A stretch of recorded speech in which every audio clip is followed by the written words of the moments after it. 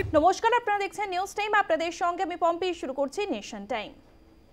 Nation টাইমের শুরুতেই আজকে চোখ রাখতেই হচ্ছে সংসদের দিকে, কারণ একটি গুরুত্বপূর্ণ ইস্যু গত কয়েক বছর ধরেই চর্চায় আছে, তা আবার আজ নতুন করে চর্চায় উঠে এসেছে। 100 দিনের কাজের টাকা বকেয়া রয়েছে। বারে বারে আমরা শুনেছি মুখ্যমন্ত্রী মমতা বন্দ্যোপাধ্যায় এই অভিযোগ করেছেন যে কেন্দ্রীয় সরকার 100 দিনের টাকা দিচ্ছে না, 100 দিনের টাকা থেকে বঞ্চনা করেছে এ রাজ্যের মানুষকে। তারপরে আজকেও ঠিক এই ইস্যুতেই আমরা দেখলাম সংসদে শুধুমাত্র বাংলার সাংসদরা নন, বাংলার পাশাপাশি যেখানে দেখা যাচ্ছে কেরল এবং তামিলনাড়ুর সাংসদরা ঠিক এই বিষয়ে সরব হয়েছেন। তারা বলেছেন যে 100 দিনের টাকা বকেয়া রয়েছে, কেন্দ্রীয় সরকার এই টাকা দিচ্ছে না। আর তা নিয়েই রীতিমতো উত্তাল হয়ে ওঠে সংসদ। এতদিন তৃণমূলের সাংসদ, বিধায়ক, নেতা, মন্ত্রীরা, এমনকি আপনাদের মনে থাকবে তৃণমূলের সর্বভারতীয় সাধারণ সম্পাদক অভিষেক বন্দ্যোপাধ্যায় তিনি দিল্লিতে পর্যন্ত গিয়েছিলেন এবং দিল্লিতে গিয়ে তিনি এই 100 দিনের টাকার দাবি করেছিলেন যে বকেয়া টাকা মিটিয়ে দিতে হবে। কিন্তু তারপরেও সে 100 দিনের টাকা পায়নি বাংলার মানুষ। যারা 100 দিনের কাজ করেন তারা সেই টাকা পাননি। আজ আমরা দেখাবো ডিএমকে সাংসদ কানিমুচি তিনি কি বলেছেন এই 100 দিনের বকেয়া টাকা নিয়ে।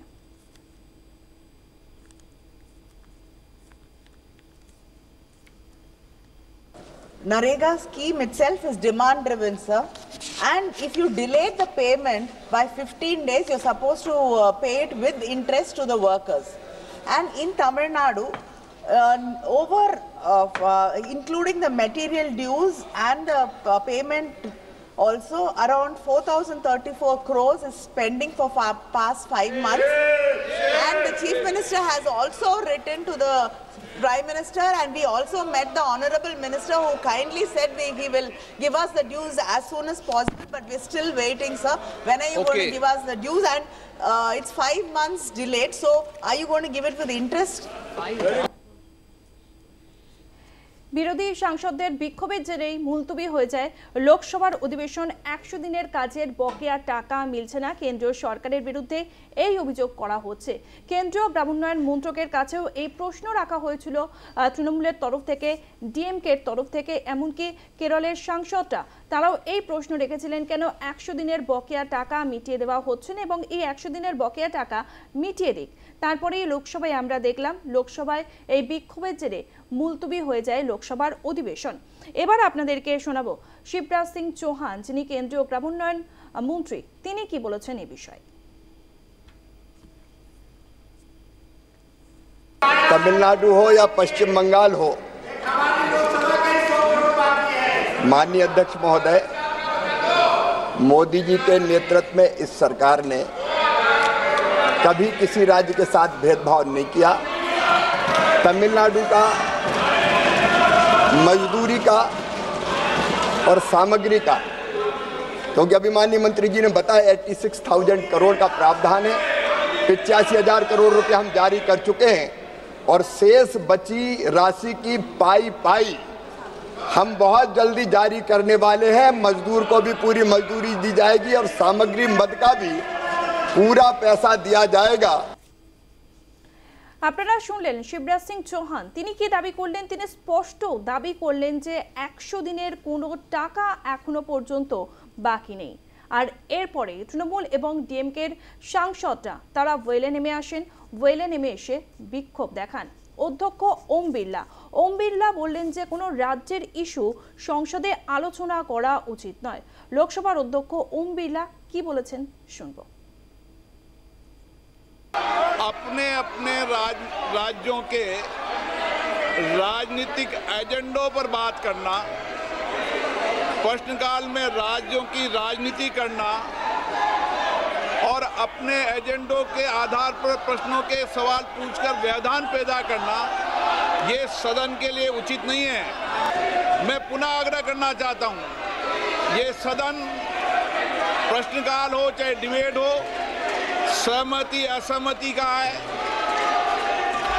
आप अपना विरोध व्यक्त कर सकते हो, असहमति व्यक्त कर सकते हो, लेकिन जिस तरीके से प्रश्नकाल के अंदर आप अपने राज्यों के एजेंडों को लागू करना चाहते हो और एजेंडों पर आरोप लगाना चाहते हो, ये उचित नहीं है।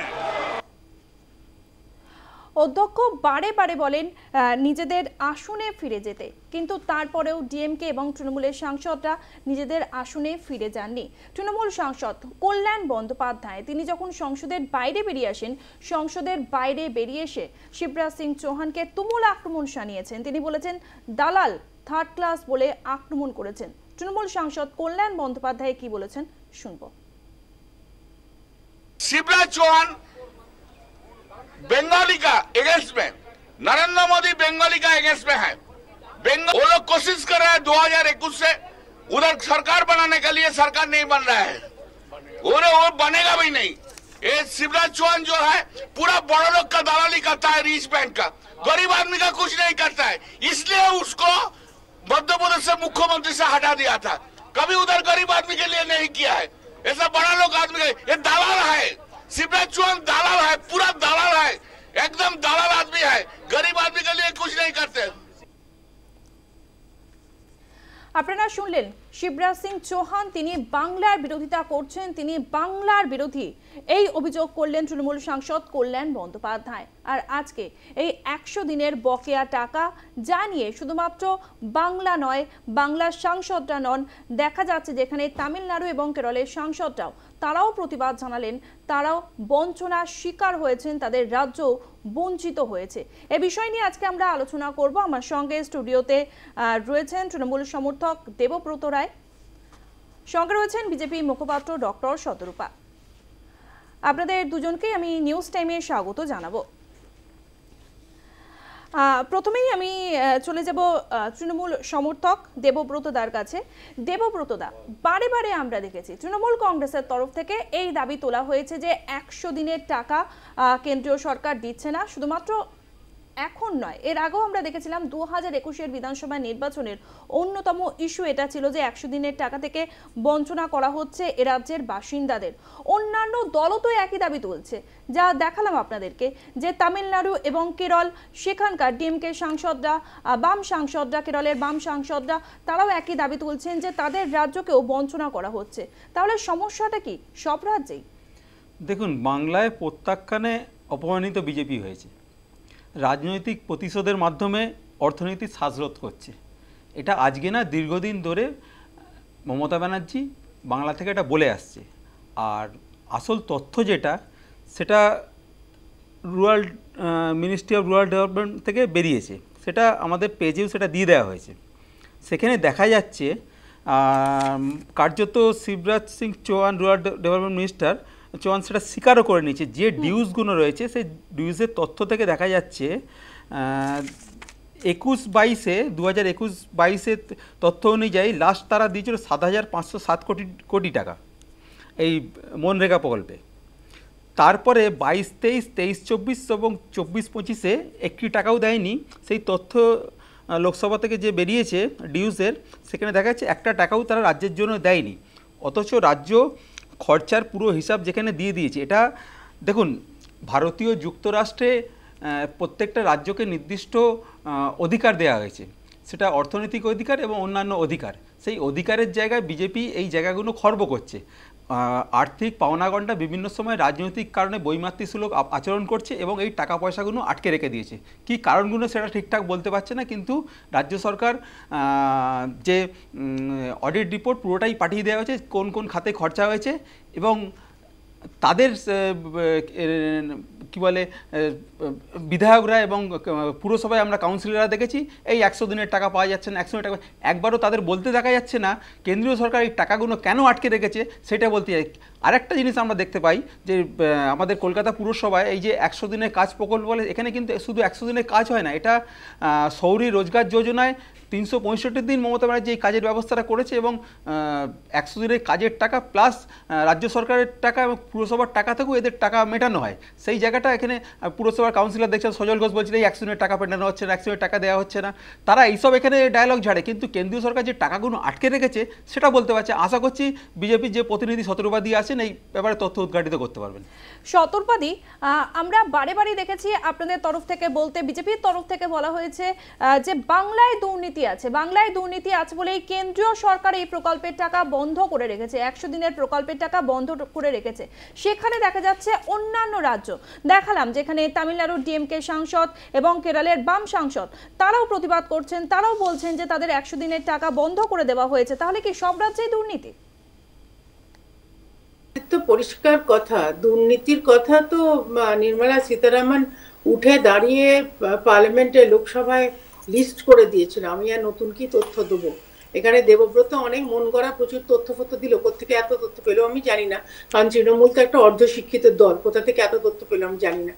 যাই হোক, ব্যাপারটা হচ্ছে যে তামিলনাড়ু হোক আর যে কোনোই হোক, আমাদের ফাইন্যান্স মিনিস্ট্রির তরফ থেকে প্রতিদিন এক কথা বলা হচ্ছে, তোমরা হিসেব নাও, নেক্সট লট অফ টাকা দিয়ে নিয়ে যাও।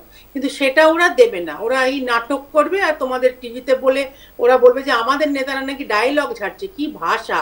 কিন্তু যাই হোক, তারা নিজেরাই কোত্থেকে মন গড়া এত ডেটা বের করেছে আমি জানি না। ডেটা যখন ফাইন্যান্স মিনিস্ট্রি তরফ থেকে চাওয়া হয়েছে, ফাইন্যান্স মিনিস্ট্রি একদম তুলে ধরে দিয়েছে যে আমরা বারবার বলছি 343 নোটিফিকেশন হয়েছে, আজকে রেজিস্টার্ড হয়েছে। এখন কোথা থেকে উনি বলছে? অদ্ভুত ব্যাপার। লোকসভা তথ্য দিয়ে বলছি, নোটিফিকেশন নাম্বার 343। অ্যাঙ্কার যদি ওকে থামাতে না পারে তাহলে আমাকে ডাকবে না। হ্যাঁ বলুন বলুন শতরূপাদি। একে আমি অনলাইন আছি, তোমাদের শো দেখতে পাচ্ছি না, তার মধ্যে ও যদি স্টুডিও থেকে আরেকবার চিৎকার করে আমি এখান থেকে অফ করে দেব। আপনি পার্সোনাল অ্যাটাক করবেন তো, আপনি অর্ধশিক্ষিত বলবেন, অশিক্ষিত বলবেন। আমি তো বলছি ঠিক আছে দেবব্রত, আমরা উত্তর নেব আপনার। তোমার সময় তুমি কথা বলবে এবং তুমি সজলকে অপমান করবে, আমি তোমায় ছেড়ে দেবো এরকম আশা করলে কেন? না আমার এখানে আবার বলুন। ওই দেখো, তাহলে ও কথা বলুক।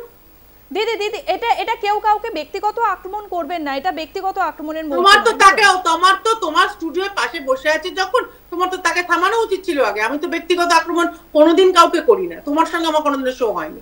দিদি আপনার কি বক্তব্য আপনি বলুন। আমার বক্তব্য পরিষ্কার, ফাইন্যান্স মিনিস্ট্রির তরফ থেকে যতবার ওরা এই নাটকটা তৃণমূল নাটক করবে ততবার একই কথা বলা হবে যে যতক্ষণ না আগের হিসেব দেওয়া হচ্ছে স্টেট গভর্নমেন্টের তরফ থেকে ততদিন অন্য কোনো টাকা রিলিজ হবে না। এবং যতবার টাকা রিলিজ হয়েছে ততবার কিভাবে চুরি করেছে সেটা একেবারে ফিরিস্তি দিয়ে দিয়েছে লোকসভায় দাঁড়িয়ে নির্মলা সীতারামন ফাইন্যান্স মিনিস্টার। এর ওপর আমার কিচ্ছু বলার নেই। এবার এরা যতবার মন গড়া তথ্য ওরা বানিয়ে বলতে পারে, ওরা এটাই করতে পারে। এবং কল্যাণ ব্যানার্জির মতন অত্যন্ত অভদ্র একজন লোক শিবরাজ সিং চৌহানকে নিয়ে কথা বলছে, যে শিবরাজ সিং চৌহান নিজের জোরে অসংখ্যবার মধ্যপ্রদেশে নিজে জিতে মানে ভায়োলেন্স করে না, নিজে জিতে মুখ্যমন্ত্রী হয়েছে এবং মানুষের জন্য করে। উনি ধরে নিলেন, কল্যাণ ব্যানার্জি ধরে নিলেন শিবরাজ সিং চৌহান নাকি বাংলা বিরোধী। সবচেয়ে বড় বাংলা বিরোধী, আমি পরিষ্কার বলছি, সবচেয়ে বড় বাংলা বিরোধী হচ্ছে বাংলার পশ্চিমবঙ্গের বর্তমান সরকার। তৃণমূল যেভাবে পশ্চিমবঙ্গের মানুষকে পিছিয়ে নিয়ে যাচ্ছে, এবং এগিয়ে বাংলা বলতে শুধু ওরা মুষ্টিমেয় তৃণমূলের নেতারা কয়েকজন তারা এগিয়ে বাংলায় আছে, কিন্তু পশ্চিমবঙ্গকে পিছিয়ে শেষ করে দিচ্ছে। তুমি হাওড়ার ঘটনা যদি বলো, ডাম্পিং ইয়ার্ড যদি ধরো, আজকে জলের কথা যদি বলো, প্রতিটা কেন্দ্রীয় যোজনা ওরা নিজেদের নাম নিয়ে পাল্টে আবার নিজেরাই সেখানে টাকা লুট করে দিচ্ছে। মিড ডে মিলে বাচ্চারা ননভেজ খাচ্ছে, অ্যাজ ইন সাপের ডিম, টিকটিকি, ইঁদুর এইসব খাচ্ছে, অথচ স্কুল ইউনিফর্ম পরে ঘুরে বেড়াচ্ছে ছাগল। এই যদি পশ্চিমবঙ্গের প্রতিটা প্রকল্পের মানে কেন্দ্রীয় প্রকল্প যতগুলো পশ্চিমবঙ্গে ঢুকছে সেই প্রকল্পের টাকা মেরে যদি এই কাণ্ড করা হয় তো কেন্দ্র টাকা দেবে না। দিদি আপনি বলছেন যতবার নাচুক। পশ্চিমবঙ্গে আপনি বলছেন কেন্দ্রীয় প্রকল্পের যে দুর্নীতি হয়েছে সেই কারণে টাকা দেবেন না, তাহলে তামিলনাড়ু এবং যেখানে দেখা যাচ্ছে কেরলের বাম সাংসদরা তারাও তো একই রকম অভিযোগ করছে। হতেই পারে, তারা হিসেব দিন, তারা তো একই কথা বলছে। তো সেন্ট্রাল গভর্নমেন্টের ফাইন্যান্স মিনিস্টার পরিষ্কার বলছে তোমরা হিসেব দাও, টাকা নিয়ে যাও। হিসেব আজকে তুমি বাড়িতে সংসার চালাও বা কাউকে টাকা দাও অমুক জিনিসটা আনতে, তুমি 100 টাকা দিলে 50 টাকা তোমাকে জিনিস দিয়ে ফেরত দিয়ে অন্য 50 টাকার হিসেব দিচ্ছে না, তুমি ভবিষ্যতে তাকে আর টাকা দেবে জিনিস আনবার জন্য?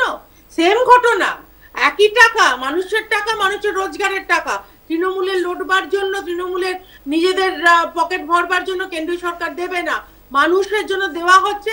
মানুষের ওপর কোথায় কি খরচা হয়েছে তৃণমূল সরকার জবাব দিক, কেন্দ্রীয় টাকা দেবে আবার রিলিজ করে দেবে টাকা। এই তো সদ্য অন্য একটা স্কিমে টাকা দিয়েছে। দেবব্রত দা, আপনি বলছিলেন যে অভিযোগ করছেন শতরূপাদি, যেখানে বলছেন যে আপনি কোথাও গিয়ে মন করা তথ্য দিচ্ছেন, পাশাপাশি আমি কোনো অভিযোগ করিনি, আমি সেন্ট্রাল গভর্নমেন্টের তরফ থেকে স্টেটমেন্ট দিচ্ছি। দেখুন, স্টেটমেন্টটা আমি বলছি না, এটা বলছে লোকসভায় স্টার্টেড কোশ্চেন নাম্বার 343 করেছেন বাপি হালদার, ডেট হচ্ছে 25/3/2025, ডিউ আন্ডার মনরেগাস। ঠিক আছে, এখানে একদম তথ্য দিয়ে দিয়েছে ministry of development, Shivraj Singh Chouhan 4 পাতার একটা বিবৃতি দিয়েছেন। আপনি লোকসভার সাইডে গিয়ে পড়ে নিতে পারেন। একদম বিবৃতিতে যা ডিউজ রয়েছে, যে রাজ্য সরকারগুলো একদম পরপর দেওয়া রয়েছে, আপনি এখানেও দেখতে পারেন, যদি জুম করে দেখানো যায়। আমি তথ্য আপনি লোকসভার সাইডে গিয়েও দেখে নিতে পারেন।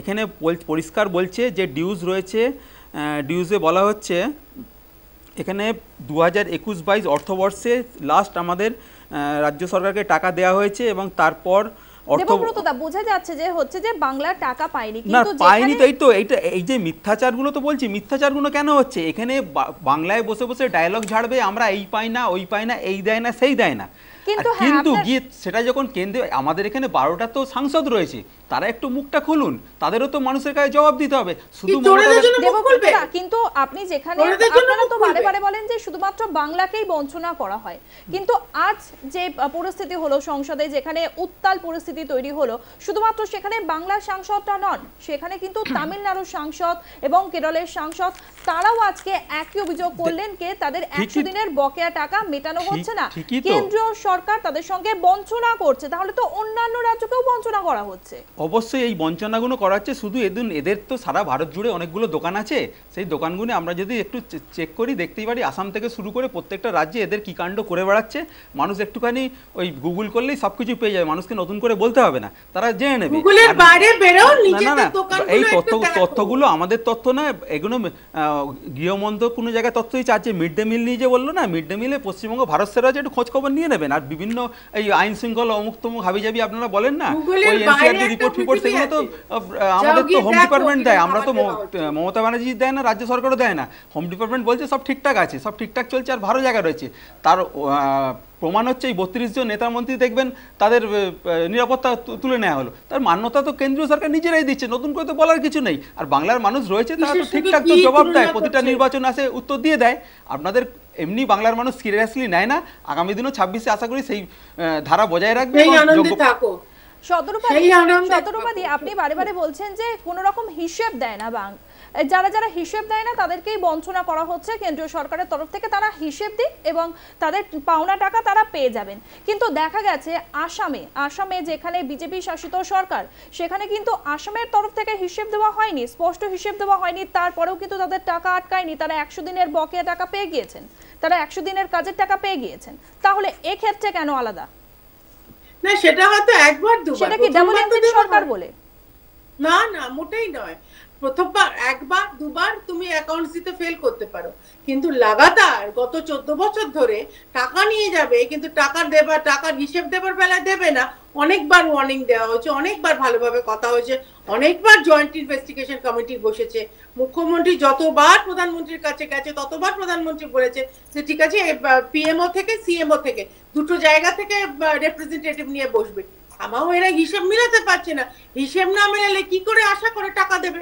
এবং আমি বলছি না, কেন্দ্রীয় সরকারের বিত্তমন্ত্রী নির্মলা সীতারামন, উনি পার্লামেন্টে দাঁড়িয়ে, লোকসভায় দাঁড়িয়ে একদম লিস্ট করে দিয়েছে যে কি কি অন্যায়, কি কি দুষ্কৃতি, কি কি অপকর্ম, কিভাবে ওরা পশ্চিমবঙ্গের মানুষ, দেশের মানুষের টাকা লুট করছে এই একটা সরকার। এই জন্য এই যে আমি আবারও বলছি, ওরা বড় বড় কথা বলে, অন্য জায়গায় বলে যে বাংলা বিরোধী, সবচেয়ে বড় বাংলা বিরোধী হচ্ছে মুখ্যমন্ত্রী এবং তার সরকার। এবং আমি দেবব্রতকে বলবো, দয়া করে ওয়েবসাইট আর গুগলের বাইরে বেরো, আসল ঘটনাটা দেখো, তোমরা তো দেখবে না। এই প্রশ্নের উত্তর বা এর পাল্টা জবাব নিয়ে ফিরবো, তবে এখন সময় হয়ে গেছে একটা ছোট বিরতির। ফিরে আসছি বিরতির পর, এই বিষয় নিয়ে আমরা আলোচনা করব, সঙ্গে থাকুন।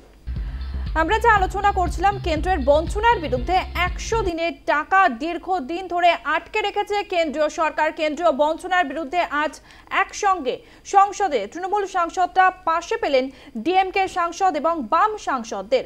তামিলনাড়ুর ডিএমকে সাংসদ এবং কেরলের বাম সাংসদদেরকে একসঙ্গে পাশে পেয়েছেন কেন্দ্রীয় সরকার। 100 দিনের টাকা আটকে রেখেছে। এই অভিযোগ বারে বারে করেছেন বাংলার মুখ্যমন্ত্রী মমতা বন্দ্যোপাধ্যায়, তৃণমূলের সর্বভারতীয় সাধারণ সম্পাদক অভিষেক বন্দ্যোপাধ্যায়। শতরূপাদি সংবিধান অনুযায়ী তো 100 দিনের টাকা আটকে রাখা যায় না, তারপরেও কিভাবে কেন্দ্রীয় সরকার এই টাকা আটকে রাখছে? কথা বলে যাচ্ছ বারবার, সংবিধান অনুযায়ী এটাও বলা আছে যদি স্টেট গভর্নমেন্ট টাকা নেয়, যেটা স্টেট গভর্নমেন্টের অধিকারের মধ্যে পড়ে, তাহলে এটা এই যে দেবব্রত এতক্ষণ অধিকার নিয়ে চিৎকার করছিল, তার সঙ্গে যে কোনো অধিকারের সঙ্গে একটা কর্তব্য থাকে।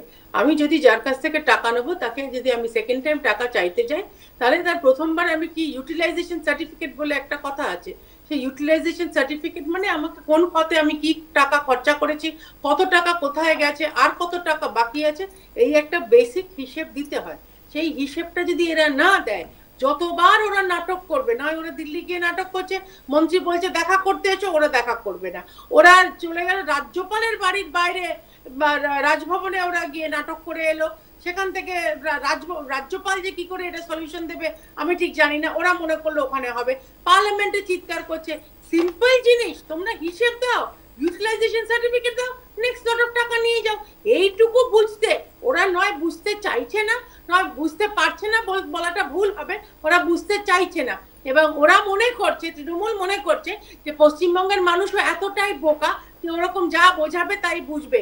আমি আবারও বলছি যে সিম্পল জিনিস, one line answer, utilization certificate দাও, নেক্সট লট অফ টাকা নিয়ে যাও। তো ইট ইজ অল কনস্টিটিউশনাল, কনস্টিটিউশনের বাইরে আমাদের তো, আমরা তো কোনোদিন করি না, তৃণমূল অনেক কিছু কনস্টিটিউশন তো মানেই না, ছিঁড়ে টিড়ে ফেলে বিধানসভায় পৌঁছে যায়, তো সেই জন্য তৃণমূলের সঙ্গে কনস্টিটিউশনের কথা বলে লাভ নেই। আমি আবারও বলছি, পার্লামেন্টে বিত্তমন্ত্রী দাঁড়িয়ে বলেছে হিসেব দাও, আমরা টাকা দিতে রাজি আছি, কিন্তু তৃণমূলে লুটবার জন্য টাকা দিতে আমরা রাজি নই একেবারে। দেবব্রত দা বারে বারে একই কথা বলছেন যে কেন্দ্রীয় অর্থমন্ত্রী নির্মলা সীতারামন তিনি বলেছেন যে হিসেব দাও, টাকা নিয়ে যাও, 100 দিনের টাকা যা দীর্ঘদিন ধরে বকেয়া রয়েছে কেন্দ্রীয় সরকারের কাছে। তাহলে 2026-এর নির্বাচন আসছে, বিধানসভা নির্বাচন, সেই বিধানসভা নির্বাচনে কি এটি অন্যতম বড় ইস্যু করতে চলেছেন আপনারা? বিজেপি যে বাংলা বিরোধী বারে বারে তারা প্রমাণ দেয়, বিভিন্ন জায়গায় আমরা দেখেছি, এরা তার প্রমাণও দিয়ে যায়। আসামের ক্ষেত্রে এক আইন, বাংলার ক্ষেত্রে এক আইন, কেরালার ক্ষেত্রে এক আইন, অন্য রাজ্যের ক্ষেত্রে এক আইন।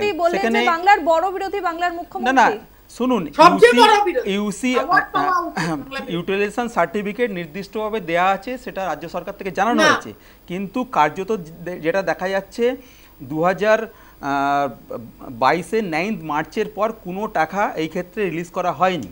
ওই দিলীপবাবু মাঝে মাঝে বলেন না আমার বাপের টাকা, সত্যি কথা তো, কার বাপের টাকা?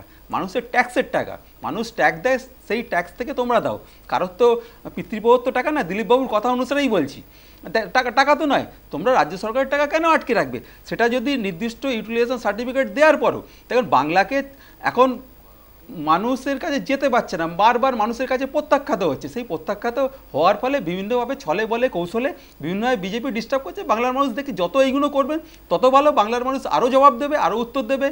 ছিল 18 হয়ে গেল 12, ছিল এখন ছিল 77 হয়ে গেছে, এখন বোধহয় 60 না কটা হয়ে গেছে, এটা দিনে দিনে দেখা যাবে, দিনে দিনে প্রমাণও পাবে। এটা না না, এগুলো বোঝার দরকার নেই, এগুলো দেখতে পাচ্ছি তো, দেখতে পাচ্ছি। আর বিজেপি নিজের মুখে নিজেই আলকাতরা মাখছে, আর নতুন করে বলার কিছু নেই, তৃণমূল গিয়ে আলকাতরা মাখাতে হবে না, বিজেপি নিজের মুখেই আলকাতরা মারবে, সেটা তো দেখতে পাচ্ছি। কিভাবে বিজেপি এই গোষ্ঠীদ্বন্দ্বে জীর্ণ বিজেপি আগামী দিনে আমরা দেখতে পাচ্ছি তো। শুনুন না, এটা নিয়ে বলুন, বাংলায় রাজনীতি বিজেপির তরফ থেকে বলা হচ্ছে যে কেন্দ্রীয় অর্থমন্ত্রী নির্মলা সীতারামন তিনি বলে দিয়েছেন যে হিসেব দিন এবং টাকা নিয়ে যান, এই দাবি করা হচ্ছে। আমরা এখন সময় হয়ে গিয়েছে একটা ছোট্ট বিরতির পর ফিরছি। অর্থ বিল নিয়ে লোকসভায় আলোচনা হয়েছে, সেই আলোচনায় মৌহা মৈত্র একটি গুরুত্বপূর্ণ প্রসঙ্গ টেনে এনেছেন, নির্বাচনী বন্ড, যেটি অসাংবিধানিক, সুপ্রিম কোর্টের তরফ থেকে ইতিমধ্যেই বলে দেওয়া হয়েছে, তা কি ঘুরপথে ফিরছে? এই বিষয় নিয়ে আমরা আলোচনা করব, তবে সময় এখন একটা ছোট্ট বিরতির। সংসদে অর্থ বিল নিয়ে আলোচনা চলছিল, সেই অর্থ বিলের আলোচনায় অংশ নিয়েছিলেন তৃণমূল সাংসদ মৌহা মৈত্র। যেটা বেসিক চাহিদা, প্রাথমিক চাহিদা স্বাস্থ্য শিক্ষা, সেই স্বাস্থ্য শিক্ষা নিয়ে খতিয়ান তুলে ধরেছেন মৌহা মৈত্র। তিনি কি বলেছেন? 1996 সালের কোঠারি কমিশন অনুযায়ী যেখানে 6% জিডিপি খরচ করতে হবে ভারতীয় শিক্ষা ব্যবস্থায়, সেখানে কেন্দ্রীয় সরকার কত শতাংশ খরচ করেছে জিডিপি? 4.5%। চীন সেখানে খরচ করছে 6.2%। এতেও গেল শিক্ষার খতিয়ান।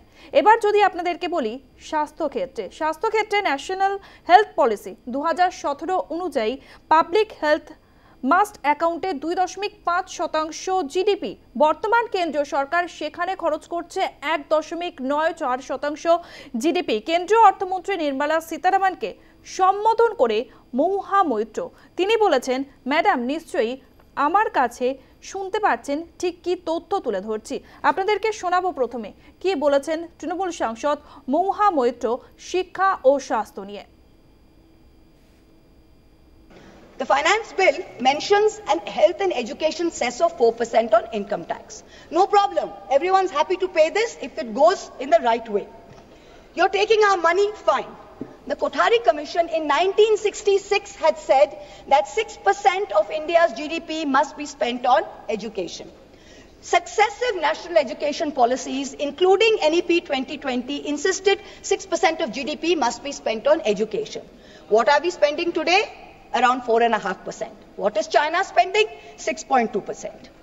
This government's own national health policy of 2017 said that public health must account for 2.5% of GDP. What is this government spending today in the last budget? 1.94%. We must be the only country with a declining spending in health. The last few years we have come down from 2% to 1.94%. So Madam Finance Minister, wherever you are, I hope you're listening to me. Taxpayers don't mind paying extra cess for health and education, but at least spend it. Give the country what it deserves. আর খাদ্য নিয়ে অর্থ বিলে যখন আলোচনা চলছিল তখন খাদ্য নিয়ে মৌহা মৈত্র তিনি কি বলেছেন যে এখনো পর্যন্ত 81 কোটি মানুষ রেশন পান, তবে 8 কোটি মানুষ রেশন পান না। 2011 সালে শেষ আদমশুমারি হয়েছিল, জনগণনা হয়েছিল, তারপর থেকে এখনো পর্যন্ত জনগণনা হয়নি। তবে ই শ্রম পোর্টাল অনুযায়ী যা তথ্য সামনে আসছে, মৌহা মৈত্র জানিয়েছেন যে 8 কোটি মানুষ এখনো পর্যন্ত রেশন পান না, অথচ তারা জিএসটি দেন। কি বলেছেন শুনবো। Government on affidavit told the Supreme Court that we haven't had a census since 2011. We don't even know when the next census is going to be. So the government says, well, how are you going to revise the numbers? There are many poor people who are not getting rations. The new number is an extra 13 crore must be given rations. Government says, we don't know, we don't have a census. So Supreme Court says, what do you have? We have an unorganized migrant portal, the eShram portal. According to the eShram portal, 8 crore new people must be given rations. The government is steadfastly refusing to give this 8 crore people rations. Please note, these people are paying GST. They are paying GST. You're raising 20 lakh crores based on these people, yet you're not giving them 8 crores people rations per month according to the Food Security Act. আমরা আলোচনা করব, আমাদের সঙ্গে রয়েছেন তৃণমূলের তরফ থেকে রয়েছেন তৃণমূল সমর্থক দেবব্রতদা। দেবব্রতদা, আমরা দেখলাম মৌহা মৈত্র যে তথ্য তুলে ধরলেন, এগুলোই তো প্রাথমিক চাহিদা, যেখানে শিক্ষা, স্বাস্থ্য, খাদ্য এগুলোই তো প্রাথমিক চাহিদা। সেখানে বিজেপির তরফ থেকে কেন্দ্রীয় সরকার, যেখানে এনডিএ সরকার প্রত্যেকটা ক্ষেত্রেই দেখা যাচ্ছে যেখানে জিডিপি কম যতটা হওয়া উচিত। দেখুন, একটা অস্বচ্ছ ব্যাপার বিজেপি সবসময় দেখিয়ে আসছে, সেটা আপনি যেই বললেন না, ওই যে ইলেকটোরাল বন্ড, সেই ইলেকটোরাল বন্ড থেকে যদি আমরা দেখে আসি, যেখানে সুপ্রিম কোর্ট বলছে ইলেকটোরাল বন্ডটা সম্পূর্ণরূপে অসাংবিধানিক, তা সত্ত্বেও নতুন আয়কর আইনে আমরা দেখতে পাচ্ছি বিভিন্ন ধারার উল্লেখ সেখানে করা হয়েছে। মানে সেই অস্বচ্ছতাকে মান্যতা দেওয়া হয়েছে, কারণ এছাড়া বিজেপি তার কার্যভার পরিচালনা করতে অক্ষম। সুপ্রিম কোর্টের যখন খারিজ করে দেওয়া হচ্ছে, সেখানে পেছনের দরজা দিয়ে আবার সেটাকে আবার নিয়ে আসার চেষ্টা হচ্ছে। তার উদাহরণ আমি বলছি, ক্ষতিতে চলা যে ক্ষতিতে চলছিল, লস চলছিল। আসবো দেবব্রতদা, আমরা এই বিষয়ে আসবো। তবে আমরা যে বিষয়টি দেখালাম, আলোচনা করলাম শতরূপাদি, যেখানে আমরা আলোচনা করছিলাম যে মহুয়া মৈত্র অর্থ বিল নিয়ে আলোচনায় তিনি তিনটি তথ্য তুলে ধরেছেন, পরিসংখ্যান তুলে ধরেছেন শিক্ষা, স্বাস্থ্য এবং খাদ্যের ক্ষেত্রে, যেখানে দেখা যাচ্ছে যে যতটা হওয়া উচিত, যত শতাংশ জিডিপি হওয়া উচিত তার তুলনায় কেন্দ্রীয় সরকার বরাদ্দ কম শতাংশ করছেন। মানে যেখানে 6% জিডিপি হওয়া উচিত শিক্ষা ক্ষেত্রে, সেখানে কেন্দ্রীয় সরকার 4.5% জিডিপি খরচ করছে, এমনই অভিযোগ করেছেন মহুয়া মৈত্র। কি বলবেন? দেখো, প্রথমত তো আমার জানতে ইচ্ছা করছে যে এই যে এত হাত নেড়ে চুল নেড়ে মহুয়া মৈত্র কথা বলছে, যেটা তোমরা দেখাচ্ছ স্ক্রিনে, এই কোয়েশ্চেনটা লিখলো কে? আবার হিরানন্দানের অফিস থেকে কেউ? এগুলো তো প্রশ্ন করতে হয় না, ওকে তো শিখিয়ে পড়িয়ে পাঠানো হয় কাউর একটা কথায়। তো যাই হোক, শিখিয়েছে একটু বেশি শিক্ষিত হয়ে গেলে যা হয়, নিজের মন গড়া তথ্য দিয়ে নিয়ে এসছে এবং নিজেই একেবারে প্লে অ্যাক্টিং এর মতন বলে যাচ্ছে।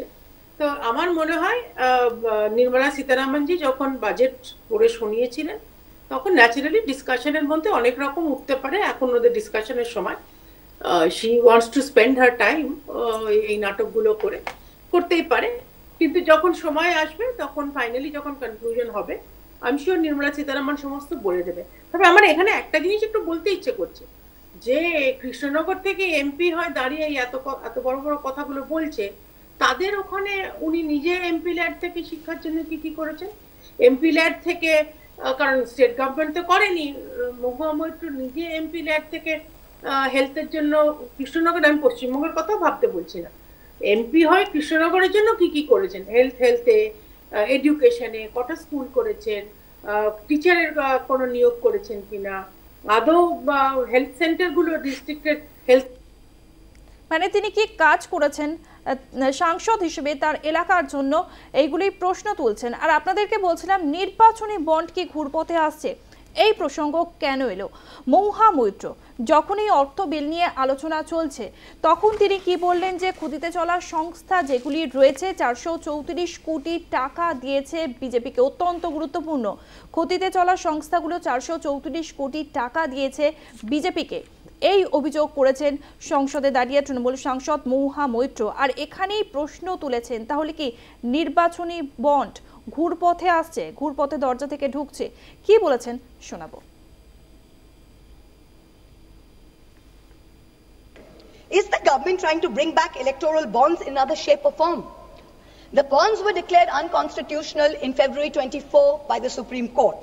And yet, in the new Income Tax Bill 25, Schedule 8, provisions relating to the electoral bonds are mentioned. Is this legislative oversight? In which case, very shoddy work on your part. And if it's not oversight, then it shows that you're keeping the road open, so some kind of back entry to your fiction system. It's very clear. Electoral bond data shows that companies with negative profits donated 434 crores to the BJP. 41 companies under investigation donated 2,500 crores to the BJP. 30 companies facing investigation donated 335 crores.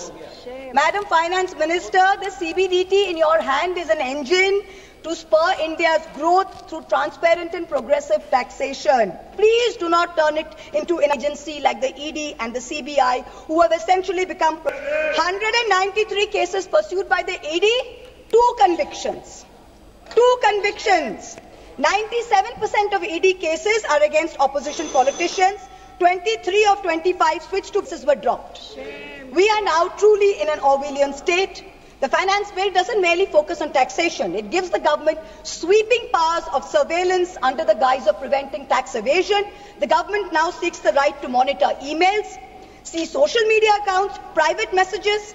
The finance ministry can share this data with the enforcement directorate, with the IT department and all other agencies.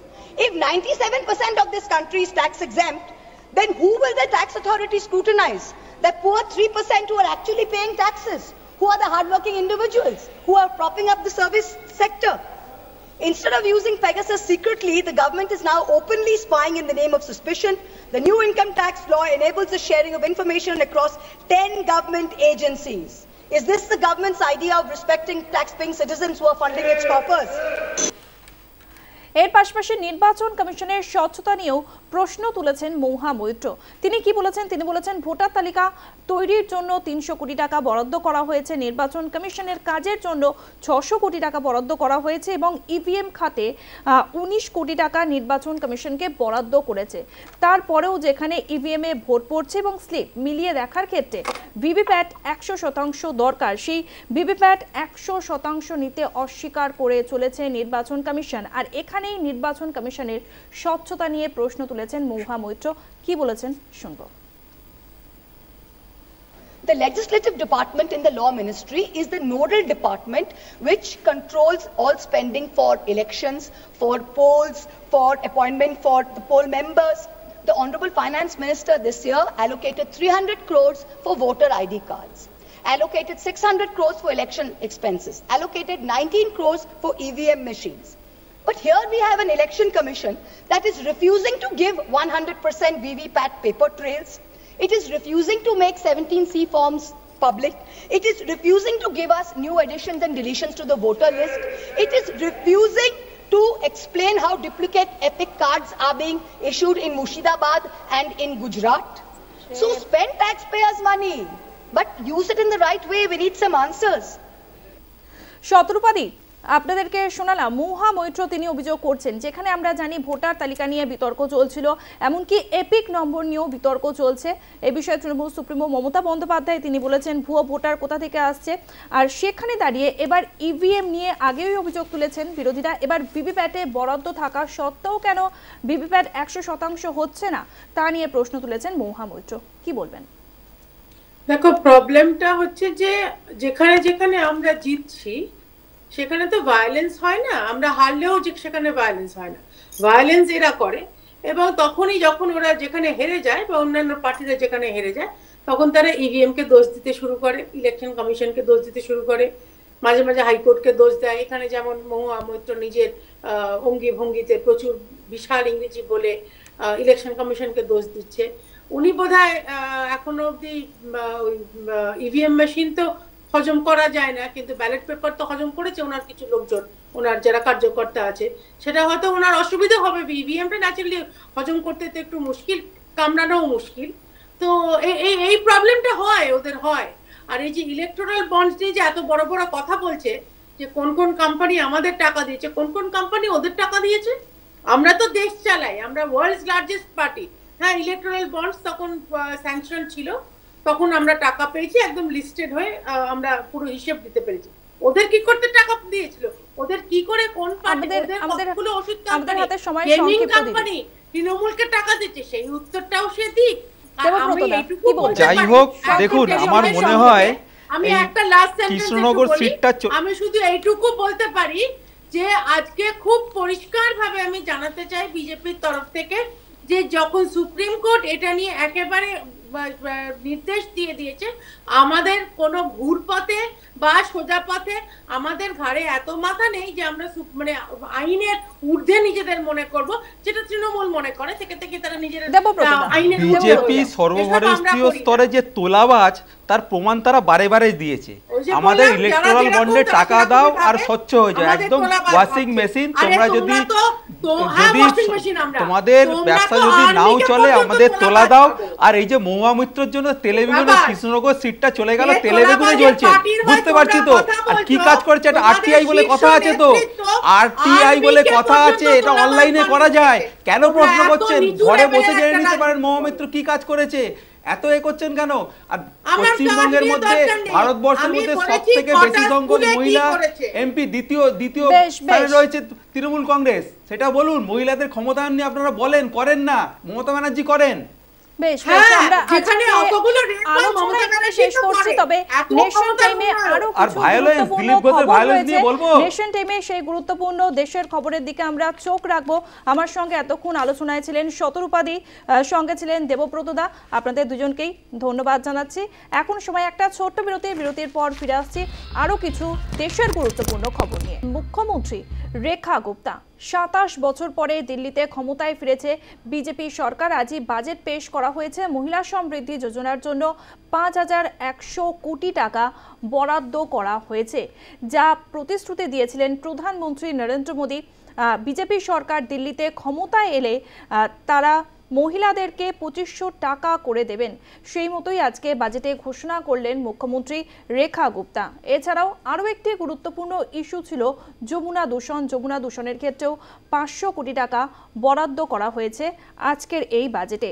এছাড়াও মানোন্নয়নের জন্য 1000 কোটি টাকা, দিল্লির যে 24টি হাসপাতাল রয়েছে সেই 24টি হাসপাতালের মানোন্নয়নের জন্যই এই বরাদ্দ করা হয়েছে।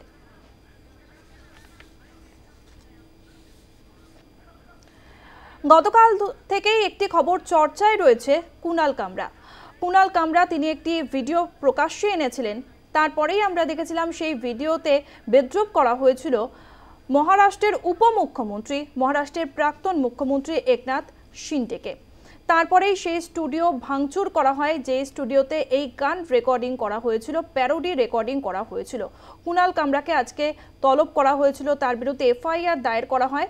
তবে কুণাল কামরা তিনি জানিয়ে দিয়েছেন তিনি এই নিয়ে ক্ষমা চাইবেন না, তবে আদালতের তরফ থেকে যদি বলা হয় তাকে ক্ষমা চাইতে, তাহলেই তিনি ক্ষমা চাইবেন। তবে আজ মুখ খুলেছেন উপমুখ্যমন্ত্রী, মহারাষ্ট্রের উপমুখ্যমন্ত্রী একনাথ শিন্ডে। তিনি বলেছেন আমরা বিদ্রূপ বুঝি, কিন্তু তারও সীমা থাকা দরকার, বলেছেন একনাথ শিন্ডে। এর সীমা থাকা দরকার। তবে আজ কি দেখা গেল, আজকে যেমন পোস্ট করেছেন কৌতুক শিল্পী কুণাল কামরা, তিনি পোস্টের পাশাপাশি তিনি আরও একটি ভিডিও পোস্ট করেছেন। সেই ভিডিওতেও দেখা যাচ্ছে আরও একটি গান গেয়েছেন প্যারোডি, এবং সেখানেও সেই ভিডিওতেও রয়েছে গতকালের যেই ভাঙচুরের ঘটনা, স্টুডিওতে ভাঙচুর চালানো হয়েছে, তার সঙ্গে এখানেও এই গানেও বিদ্রূপ রয়েছে। আজকের মতো এখানেই শেষ করছি নেশন টাইম। অন্যান্য গুরুত্বপূর্ণ খবর জানতে ও দেখতে চোখ রাখুন নিউজ টাইমে। দেখতে থাকুন news time, any time, all the time.